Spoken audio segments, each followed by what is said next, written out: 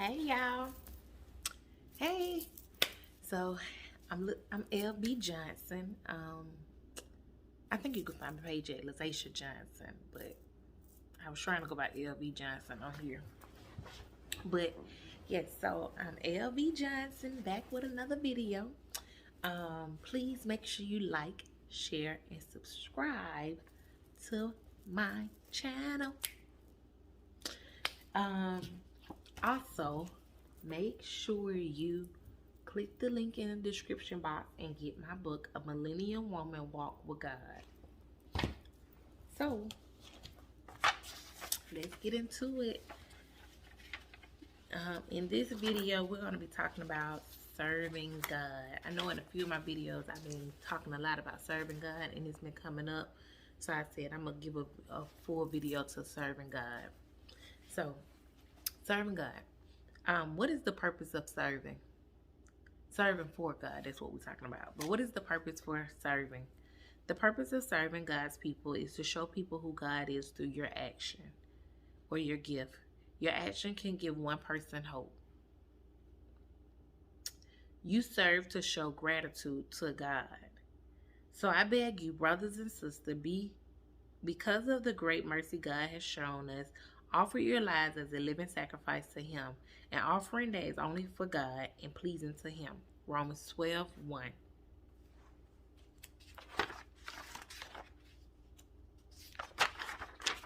First Peter 4:10 reads, God has shown you His grace in many different ways, so be good servants and use whatever gift He has given you in a way that will best serve each other.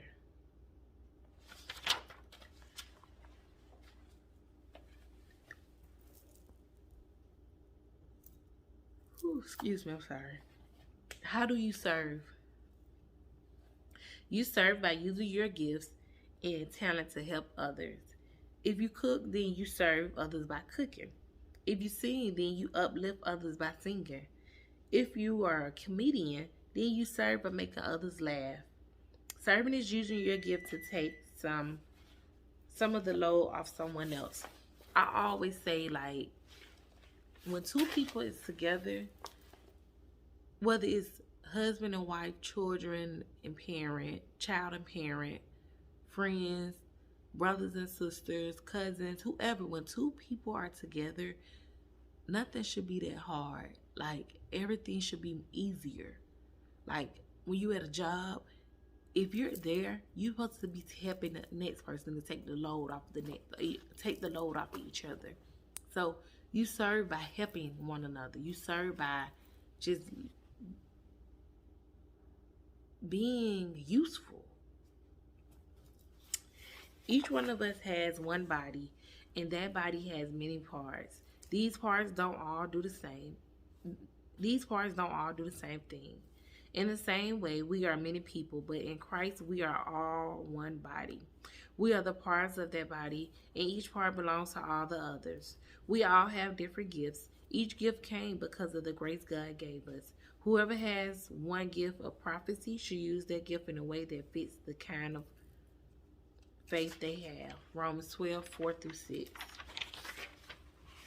So whatever your gift is, use your gift, and you use your gift to serve, to help God's people.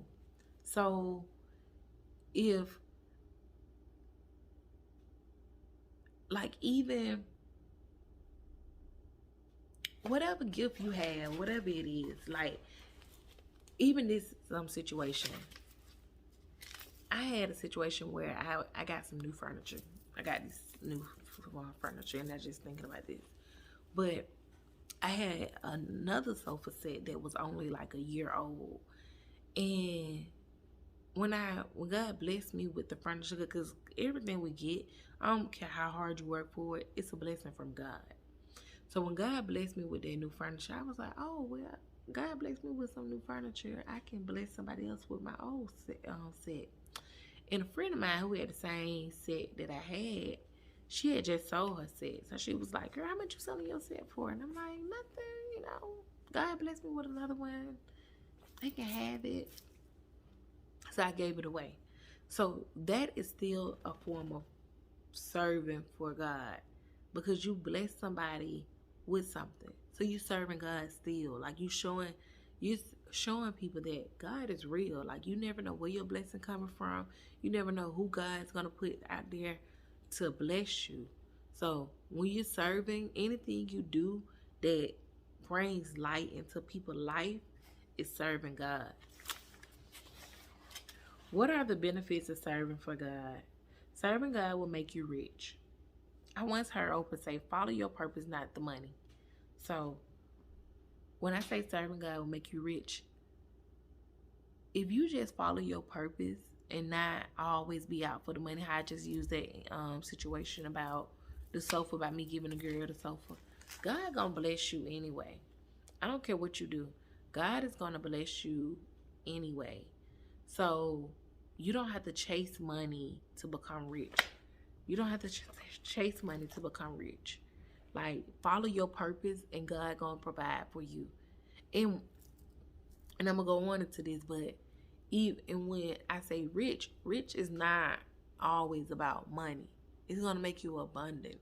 And it's because God is gonna provide for you. He's gonna provide your every need. So even though you may not be rich financially, you'll still be rich because you have all that you need.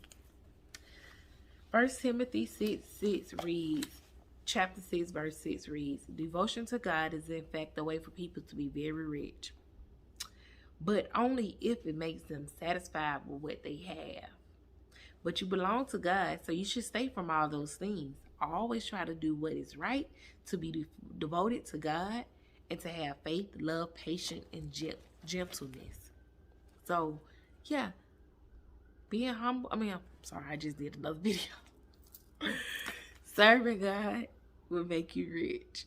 I thought I was doing another video. But yeah, serving God will make you rich. Being rich sounds fun, but you will be rich in all the things that you need. So when I say being rich, I'm not talking about, oh, you may have all the money in the world, but you will have all that you need, and that you want. Like, don't, God give us what we want to. So don't ever feel like when somebody say, oh, God gonna give you all your needs. God gonna give you your milk and your honey, which means he's gonna give you your needs and your wants. He's gonna give you all that you need and that you want. Serving God will give you whatever you ask for. When you take care of God's people, God take care of you. Enjoy serving the Lord, and he will give you whatever you ask for. Depend on the Lord, trust in him, and he will help you. I don't know where I got that from. I know it's from the Bible, but I don't know what chapter or anything. It'll be in the description box, probably. But yeah, it was a real quick video. But yeah, serving God is like really a blessing. Like, yeah. Well, since this video is so short, it's only 8 minutes long, I guess I read something to y'all from my book. I don't know what. Let's see what chapter we're going to read. Faith in Your Fears. Okay. So this is chapter 3 in my book. I'm just going to read this to y'all because I finished that pretty fast. Faith in Your Fears. What is fear? Fear can... Let me tell y'all, this chapter here, a lot of these words that's in here, I had looked them up because, of course, when I was writing my book, I had to study. So some of these words, which is telling you about fear, I can't even pronounce them. It were words that just came. I looked it up and got these words. So I may mess them up or I might skip over them. But you'll see. Chapter 3, Faith in Your Fears. What is fear? Fear can be defined in many different ways. We all have different fears for our own unique reasons. Whether it's from being traumatized from a dog bite or being afraid to take an exam because you always failed your exams in school. Fear just made up stories that we created in our head and made real. The acronym for fear is false evidence appearing real. If you ask 100 people to give you their definition of fear, you may get 80 different answers. There are so many different fears in the world that they just broke it down into 5 general categories. Fear related to animals, fear related to natural environment, fear related to specific situation, fears related to blood, injuries, or medical issues, and others. Mayo Clinic defines fear as an unpleasant feeling triggered by the perception of danger, real or imagined. Whereas Kids Health defines fear as a normal human reaction that protects us by signaling danger and preparing us to deal with it. However you look at it, fears can be overcome if we just face them or faith them in this case. Faith them in this case. Let's take a look at some of the most common fears.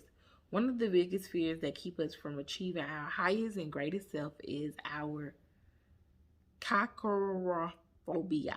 These are the words I said I wasn't going to be able to pronounce now. Or Anthropophobia, which are the fear of failure. Then you have Homophobia, fear of flying, and Monophobia, the fear of being alone.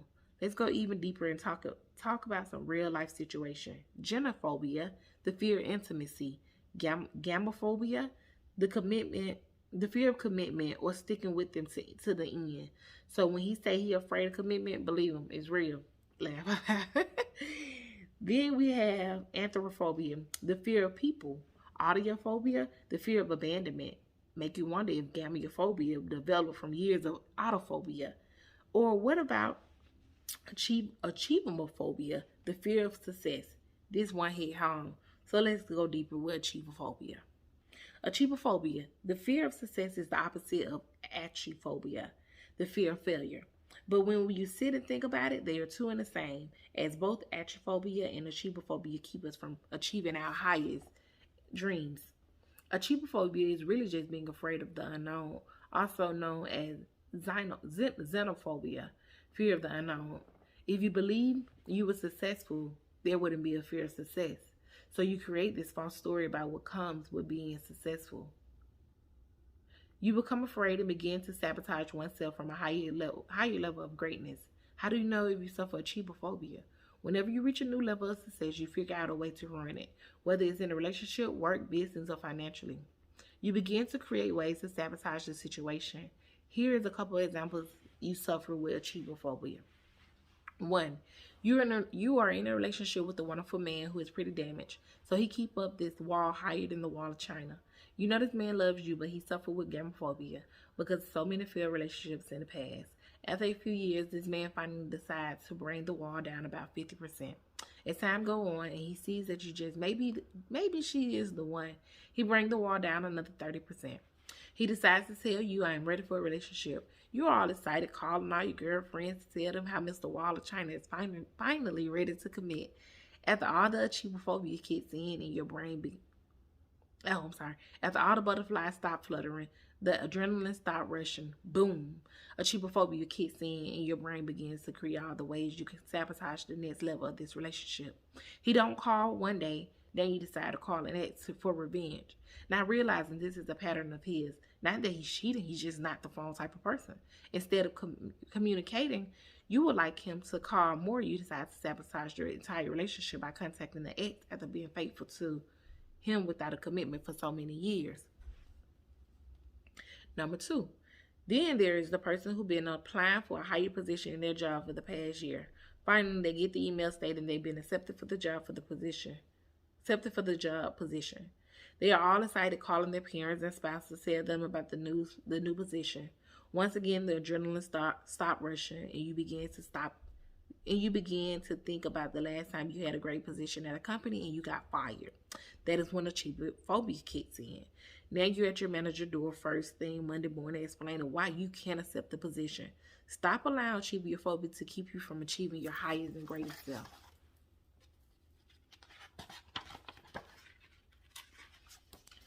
Begin to allow faith to help you overcome your fears. When your fears begin to stop you from becoming your highest self, you begin to tell your fears how big your God is. You have to dig deep within and remember how God helped you through the last fearful situation. The best way to overcome fear is to begin writing down every time you were afraid to do something, but you did it, and the outcome of you facing your fears. I'm 99% sure the outcome was much better than you expected. Even though it may be the hardest thing in this world to face your fears, but you will never fall short of faithing your fears. The moment that fear shows face, you show faith.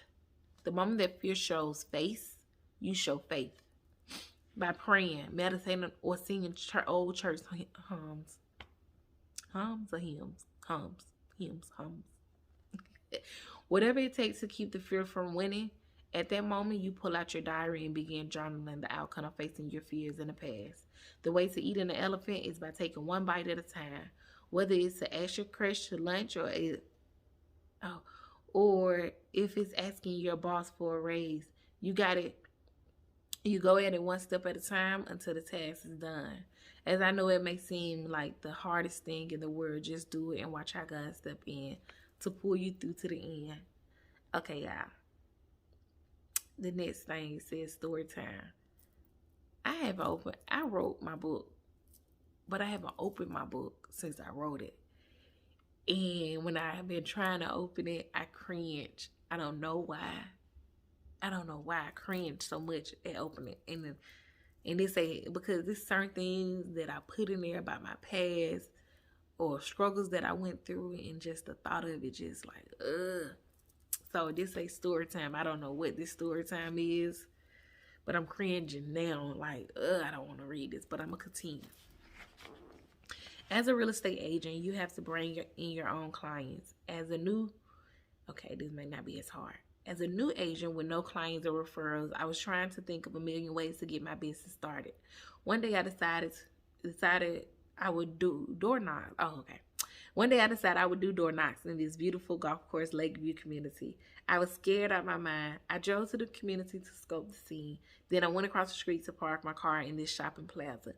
Why am I emotional? I parked my car and got out to walk back to the community and instantly began to feel fear. I jumped back in my vehicle and left. The next day, I went again, parked my car, and began to pray. That day, I was able to get out my car and knock on my first door. That day, I probably knocked on about 20 doors and met so many amazing people. I didn't quite like the door knocking idea, but another fear was faced and another fear block knocked down.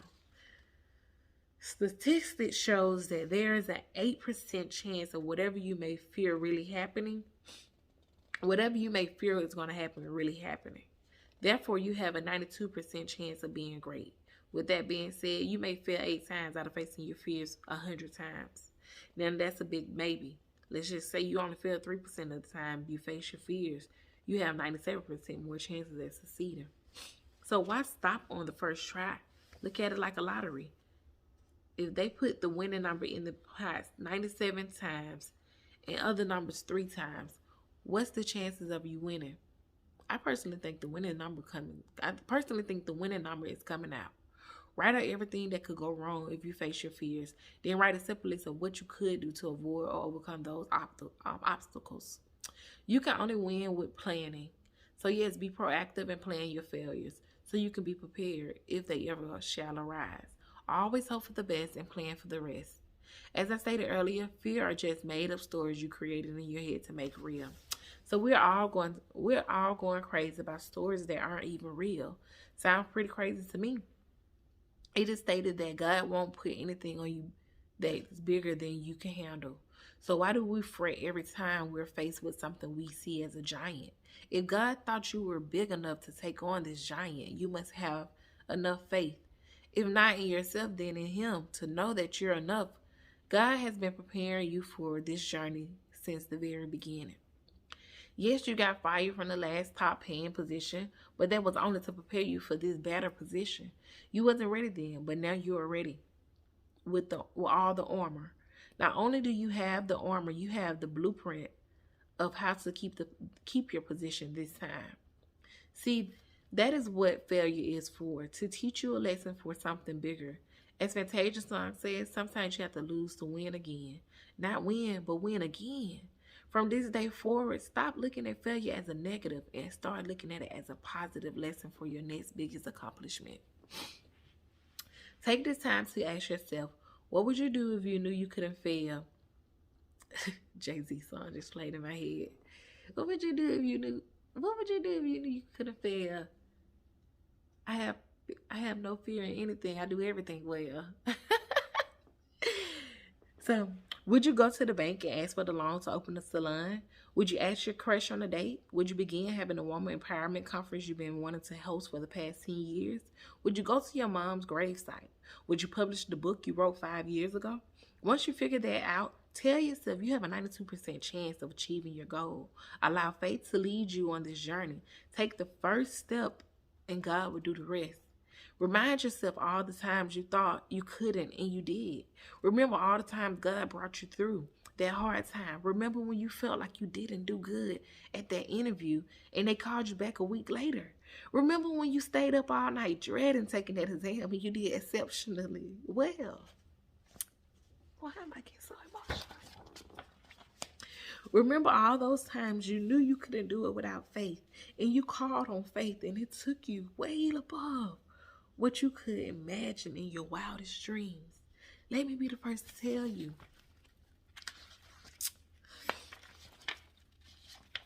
You can't fail. You are the author to your story. So make sure you write a good one.